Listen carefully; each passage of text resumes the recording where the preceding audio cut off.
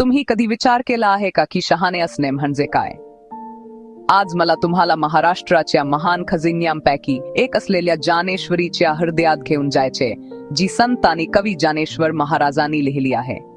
कल्पना करा, एक तरुण साधारण 16 वर्षांचा 48 वर्षांपूर्वी मोकट्या आकाशाखाली बसलेला आहे. त्याच्या भोवती अनेक लोक आहेत. तो भगवद्गीतेचे प्राचीन संस्कृत श्लोक घेतो, जे गहन सत्यांनी भरलेले आहेत, आणि ते साध्या सुंदर मराठीत उलगडतो.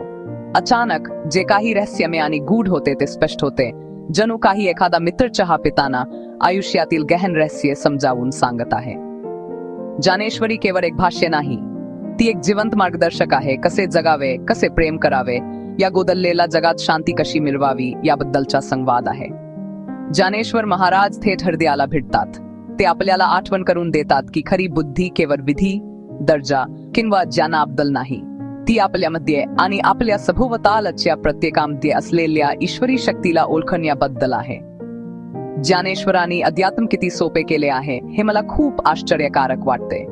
ते शरणागती, कर्म किंवा भक्तीबद्दल बोलत असले तरी त्यांच्या शब्द करुणा आणि नम्रतेने भरलेले आहेत. ते आपुल्यापैकी प्रत्येकाला आपली पार्श्वभूमी किंवा श्रद्धा काही असो, आत्ताच इथेच देवाशी असलेल्या संबंधाचा आनंद शोधण्यासाठी आवाहन करतात. आजही लोक ज्ञानेश्वरीचे पठण करतात आणि त्यांना उत्साह, प्रेरणा आणि सांत्वन मिळते. तुम्हाला फक्त ऐकायचे आहे.